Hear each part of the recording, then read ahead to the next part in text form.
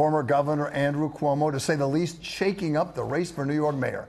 He's leading big in the polls, and no shocker, other candidates now turning on him with political fire, including the sexual harassment allegations that forced Cuomo to resign as governor 3 years ago. As for Mayor Adams, he says he's running on his record and believes he can win despite the criminal charges filed against him and despite the controversy over his relationship with President Trump. Adams and Cuomo now getting most of the attention in a race that already has 8 announced candidates, including an incumbent. Unpacking all this for us, Eyewitness News reporter NJ Burkett. He's live at City Hall. Newt?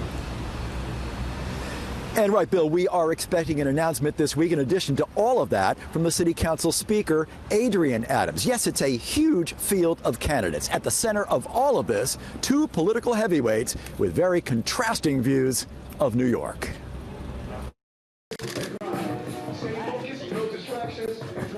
Mayor Adams told reporters that former Governor Andrew Cuomo has it half right. My friends, we can save our city. Does the city need to be saved? Yes, I do believe we need to be saved from him. New York needs to be saved not by Cuomo, he said, but from Cuomo.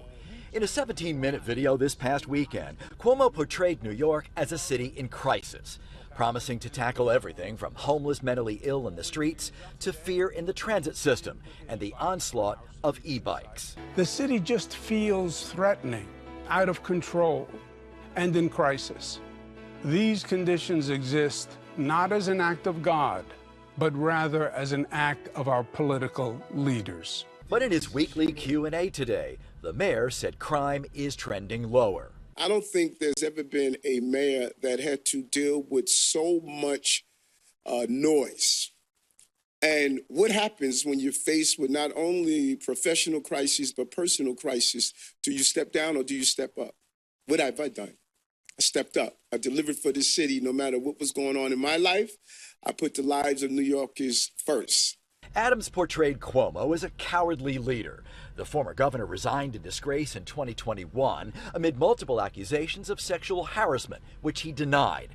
There are questions about COVID deaths in nursing homes and a controversial $5 million book deal, despite the fact that Adams himself is still under federal indictment. City Comptroller Brad Lander has taken a similar line of attack against Cuomo. Yes, of course, we have had corruption and chaos at Eric Adams' City Hall. But that doesn't mean we want corruption and chaos at Andrew Cuomo's City Hall.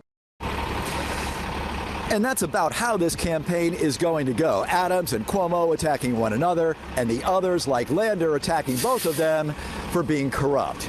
Tonight at City Hall, NJ Burkett, Channel 7, Eyewitness News.